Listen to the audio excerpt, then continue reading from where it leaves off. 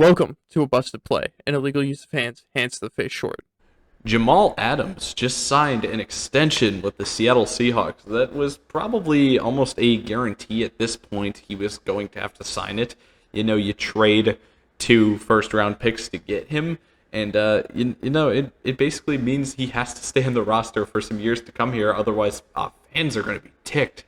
Um, Jake, what are your initial thoughts on like the contract and I don't know, just the situation in general surrounding the Seahawks?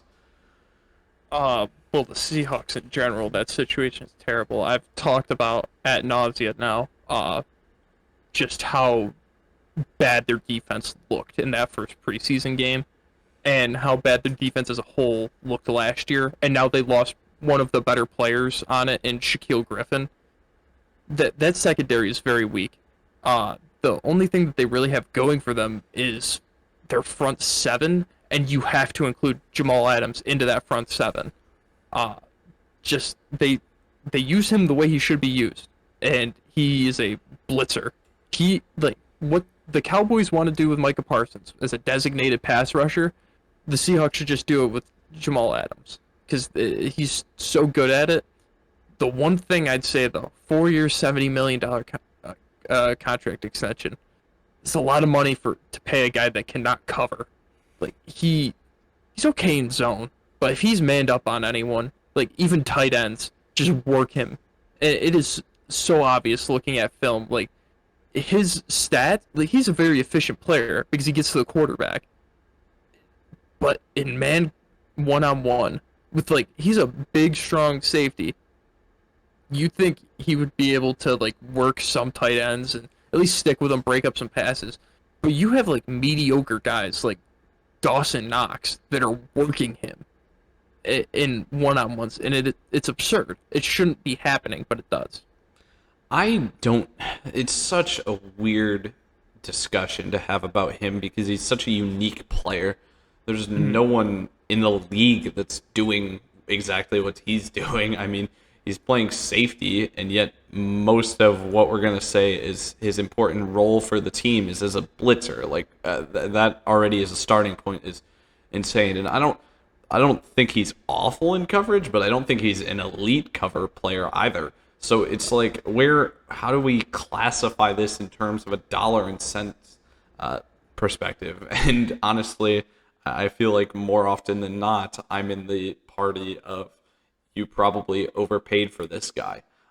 If I'm going out to get a player that can produce 10 sacks in 2020 or 2021 rather, I don't know if say he produced like 10 sacks the past 3 years. What did the Bills pay for Mario Addison? Was it much above $8 million a year? Yeah. Jamal Adams isn't much different from that. If you were looking more towards like a guy who's just crazy, like he could produce 15 to 20 sacks a year, then maybe you could get up into a much higher number, just in terms of his ability to rush the passer. But I'd say that's almost impossible for Jamal Adams where his role sits now. And then with that also on the mind, how do you add the value of like his coverage ability? Because as I said, I don't think it's an elite cover player. So most of his value comes in terms of the pass rush. Let's say we go on the high end above like what I said for Mario Addison. Let's say you say him as a pass rusher is worth 12 million even. I don't think you're going to add much more to that because of what he does as a coverage player, like a mil, Mm-hmm. 2 mil, 2.5 mil. That's only at 14.5 million. 70 mil over 4 years. That's like 17.5. So I feel like more often than not, I feel like I've been this way most of the time for almost all these contract extensions we've seen. I just think you can get better value for how you can spend your money. And I feel like there's a lot of teams that are just like, and we'd rather just pay a premium and keep players that we've had around.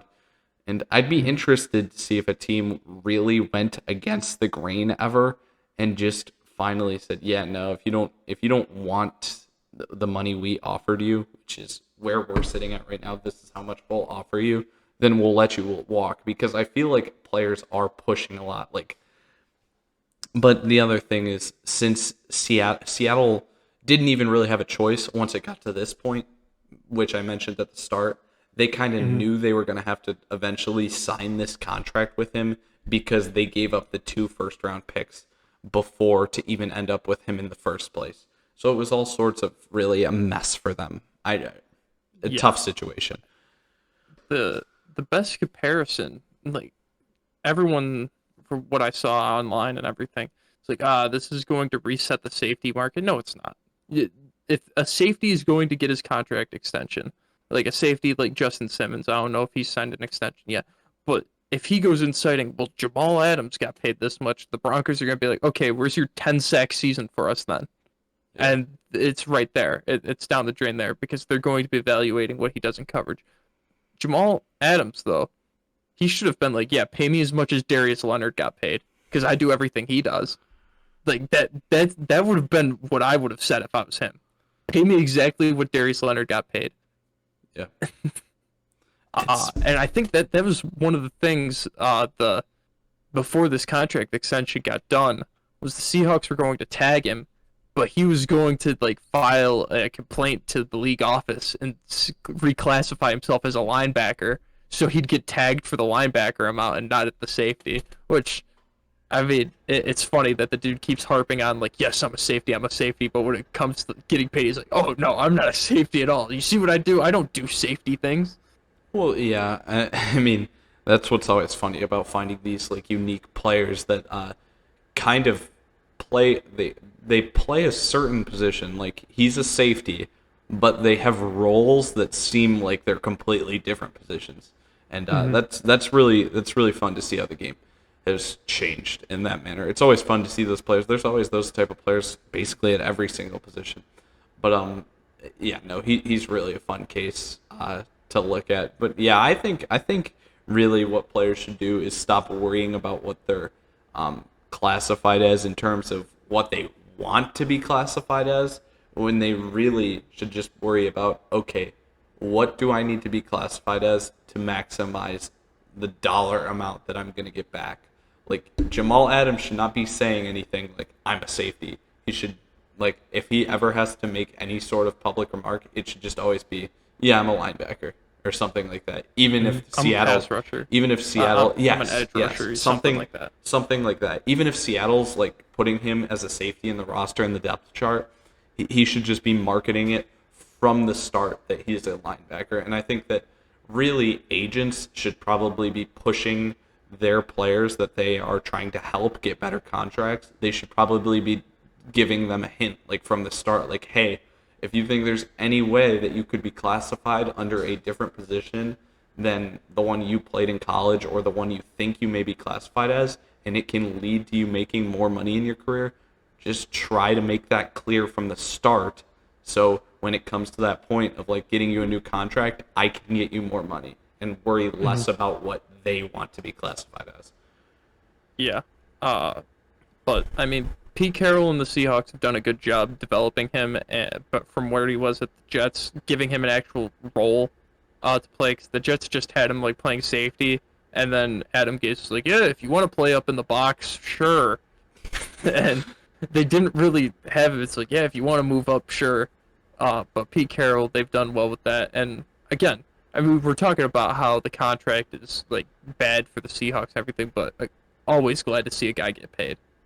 Yes, yes, I will say that. Never mad about the guy going to get money. I mean, talking about it from his perspective, yeah, he should have been asking for Darius Leonard money though. Yeah. Yeah. There's no winners in this contract. Seattle overpaid, Jamal Adams got underpaid. From all perspectives, it's wrong. Yeah. I'm Yeah. just I'm just kidding. I'm just being nitpicky. You know, salary cap will go up. Jamal Adams' contract will not look Will too look bad, terrible. and then he'll want more money in 2 years when the salary cap goes back up. It won't look too. I don't think. I don't know about that. Xavier Howard was a really interesting circumstance.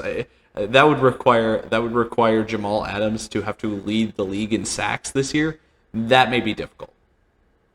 But if you see a guy like Isaiah Simmons or Zayvon Collins just burst on the scene as like that hybrid, don't really know what they are kind of player in the next couple of years, and they end up getting a big contract extension, that might take off Jamal Adams. What do you think? I mean, Isaiah Simmons, yes, but what do you think? I feel like Zaven Collins definitely is an inside linebacker. I feel like Micah Yeah, no, Parsons. I feel I'm like just saying, Micah like Parsons he, is more kind of Micah versatile. Parsons, yeah, Micah Parsons, Isaiah Simmons, guys like that, that don't really. I mean, maybe even JOK might fit into that. Like he's an inside linebacker, but he He's can do a a, lot of everything. he's a nickel safety inside off ball linebacker. Yeah, Like, yeah, yeah, yeah. No, I it's know. just one of those things where I don't know. Maybe in the coming years we'll see like some weird new names for positions, like that designated pass rusher position that the Cowboys are trying to try out on Micah Parsons. Yeah, uh, I think it's possible. Um, but yeah, the Jamal Adams contract always, I'm sure Seattle's glad they got it done. I'm sure Jamal Adams is glad he got it done. And really, it's just another step in like trying to identify even more player positions, like we talked about there. So, Yeah, you got anything else? Jamal, contact us. We'll be better agents for you.